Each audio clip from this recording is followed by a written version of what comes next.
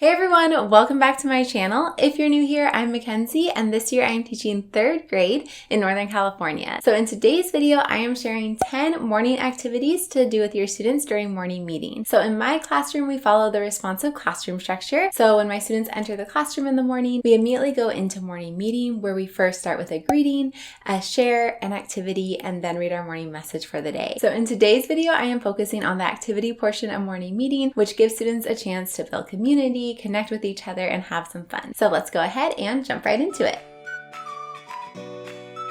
So the first activity is Frogger. So for this game, all of my students are going to be sitting in their morning meeting circle, but they are going to be in the leapfrog position. So this game is very similar to Just Like Me. So students are going to take turns sharing a fact about themselves, like maybe, I like to play basketball at recess. And if that is true about other students, then they're going to jump up like a frog and say, just like me, and then hop back down. So they take turns sharing different facts about each other, and it's a good way to learn more about their classmates. The activity, What Are You Doing?, is when each student takes a turn acting out a different action. So it might be swimming or playing basketball or brushing your hair. And so one student's going to start, so they might be acting out swimming. The student that is next to them will say, what are you doing? But instead of saying swimming, they're going to say a different action. They might say, I'm playing basketball. Now the student that asked them is going to act out playing basketball.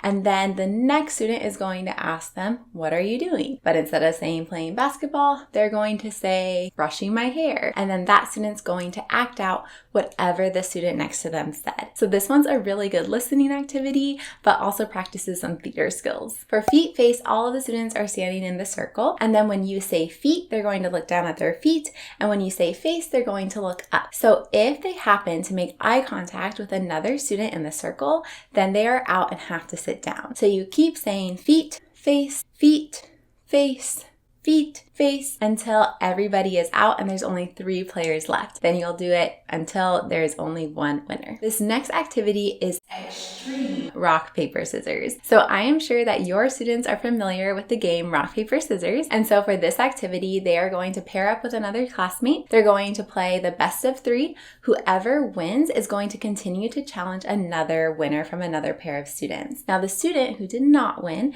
is now going to be a cheerleader who is cheering on the classmate that won. What ends up happening is the students that win are going to keep playing students that have won, while the chain of cheerleaders is growing as they are supporting each other until there are finally just 2 students going head to head for the final round of rock, paper, scissors, and each have classmates that are cheering them on. This one can get a little loud, so make sure to go over their voice levels because students do really get into it. So this next activity is called mystery item. For this activity, you're going to need a small item like a dice. I'm just using one of these little pom-poms here, and you're going to choose one person to leave the circle. So I usually just pull an equity stick, and that student's going to step out of the circle. So we're going to place the secret mystery item behind somebody's back, and then students are going to invite our classmate back into the middle of the circle while they are secretly passing the mystery item behind their back to other students. So the student in the middle has 3 chances to guess who has the mystery item at that moment. So this one can get pretty tricky. Another way to play it is with a piece of string. So having all students hold a piece of string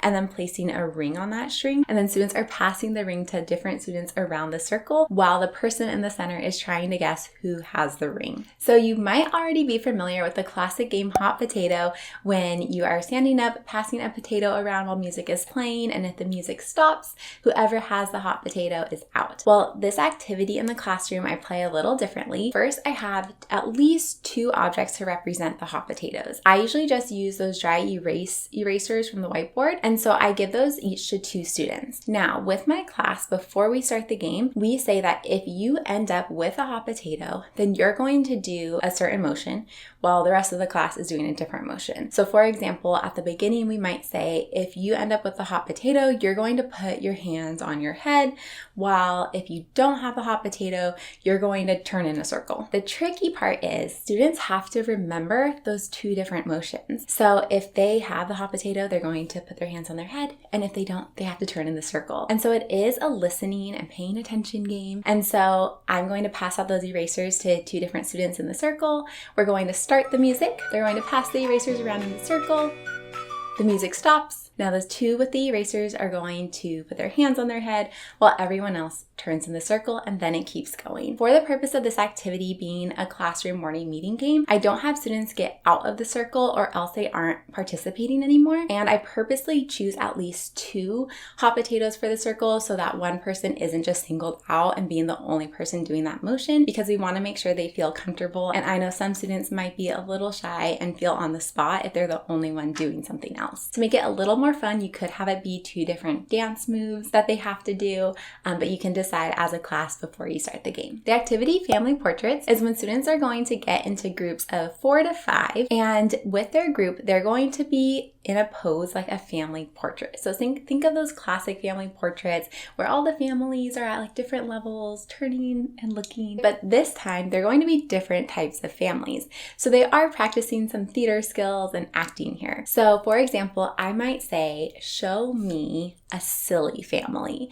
And so with their group, they're going to have 10 seconds to get into a family portrait of silly people. So I would count down, and then when the timer's up, they should be posing for that portrait, but they're going to all be making silly faces. Then I might say, show me a family portrait of a superhero family. So they're going to think of, what will a superhero look like, and decide as a team how they're going to pose for that picture. You can get creative. Maybe you have a fake camera that you could bring in, or just pretend and take pictures of each group. So some other examples might be, show me a worried family, show me a happy family, show me a scared family, show me a family of zombies. So you can get really creative with it, and students do have a lot of fun with this one. This next activity is called What is it? So for this game, you're going to need an object. So it might be a marker, a spoon. I just found a Sharpie right here, so I'm going to use this object, but really any object will work. So what you're going to do is pass this object around to students in the circle, and they're going to imagine that this is something else besides a Sharpie. So we just start as a whole class and we say, what is it? And so I'm going to start and I will say, it's a magic wand. And I'm going to pretend that it's a magic wand. And then I'm going to pass it to the person next to me, and they're going to say, it's not a magic wand. It's a spoon to make cupcakes. And then they're going to pass it to the next student, and they're going to say, it's not a spoon to make cupcakes. It's a comb to brush my hair. So students are practicing their theater skills and imagination and passing the object all the way around until everyone's had a chance. The activity Artist is all about students working together. So for this activity, I have students work in groups of 3, and then they each have a different color marker. So say a group has a blue, a red, and a yellow marker. I'm going to give them an object that their team has to draw. So I might tell the whole class, okay, with your group, you're going to draw a house. And so together as a team, they're going to draw a house on a piece of paper. Now, the goal is that everybody's marker has to be represented in that drawing. So students are working on their communication, they have to talk with each other, and they also need to share the space. And so this is a really good opportunity to make sure that everybody's being included in their group. So if students typically work maybe in groups of 4 in your classroom, then maybe you want to put students in groups of 4 for this activity, or maybe the first time you want to just have them work with a partner. So this really helps students see what it looks like when everybody's participating and working together, rather than just having one student who's doing the whole project. For this activity, I do like to set a timer. So if they are drawing a house, I'll say, okay, you have 1 minute to draw a house with your group. Something about just having a timer gets kids even more excited to play the activity. So activity 10 is called Groups. So this is when students are going to get into different group combinations. So for example, I might shout out, get into groups of 3. And so then they have to, as quickly as possible, get into groups of 3. Or I might say, get into groups of people wearing the same color shirt as you. Or get into groups of people who are born in the same season as you. So that one, they would have to talk to each other to figure out their group. This is a good activity if you want them to have a little bit more movement in the morning to wake their bodies and minds up. If you do notice that students are taking a while to get into their groups, then I do like to say that I am timing them to see how quickly they can get into groups so they're a little more motivated. So those are 10 activities that work well for morning meeting, or maybe even just for an icebreaker with your students during the day. I hope you found this video helpful. If you did, please be sure to subscribe to my channel if you haven't already, and click that thumbs up button. That is one of the best ways to support my channel. I'll catch you next time. Bye everyone.